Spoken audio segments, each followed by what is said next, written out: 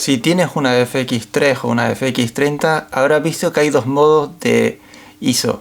Uno que digamos el ISO normal y luego hay otro que pone EI, que son las siglas en inglés de índice de exposición. Bueno, este sistema lo utilizan todas las cámaras de línea de cine de Sony. Es un sistema mediante el cual vamos a poder tener una imagen con la mayor cantidad de información, es decir, el mayor rango dinámico que podamos obtener. Este índice nos va a ir diciendo, indicándonos cómo tenemos que estar modificando la iluminación para poder tener la mayor calidad posible en las imágenes que vamos a capturar. Bueno, en este vídeo voy a explicar fácilmente cómo poder utilizarlo y cómo poder aprovechar el máximo de vuestra cámara. Bueno, si te interesa, vamos a ello.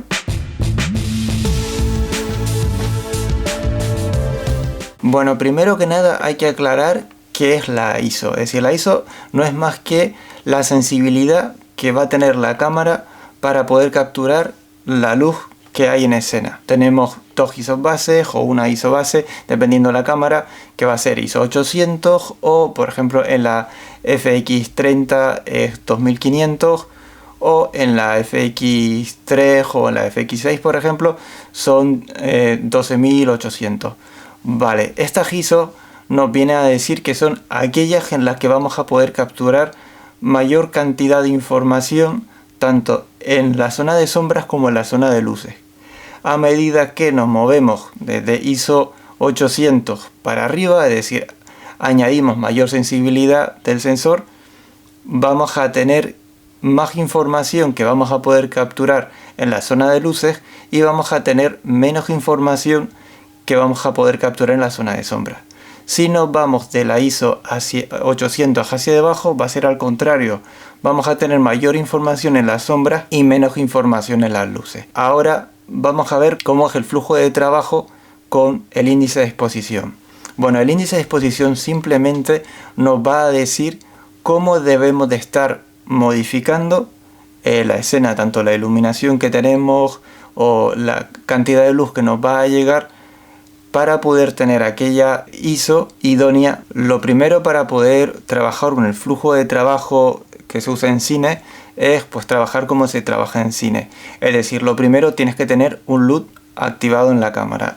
Viene uno genérico, yo recomiendo poner uno especializado. Por lo general se suele primero elegir qué colores se quieren y cómo se quiere que se vea la imagen para poder luego en producción el poder verlo con el LUT adecuado.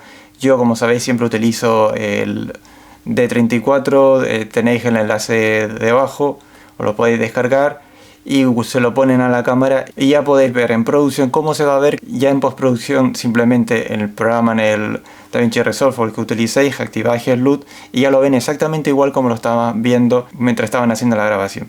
Bueno, una vez activado el LUT en nuestra cámara, lo siguiente, naturalmente, es activar este modo de ISO, el de índice de exposición, y lo que vamos a ver es donde antes no ponía la ISO normal, ahora mismo nos va a decir pues un indicador y luego unos números a un lateral, que esos números son de índice de exposición. Vale, tenemos que trabajar con una de las ISO bases. Entonces vamos a partir desde la ISO 800 y como pongo también en la foto del ejemplo que he hecho, vamos a ir explicándolo y lo van viendo. Yo creo que va a ser lo más sencillo. Vale, lo ponemos y en mi caso, por ejemplo, me daba poniendo la iluminación. Ven ahí el esquema que hice, es súper sencillo. Puse una carta gris. La carta gris, como sabéis, es 18% de gris. Es decir, si el 0 es blanco y 100 es negro, un 18% de negro sobre blanco. Vamos a ese tono de gris que es el estándar en la industria.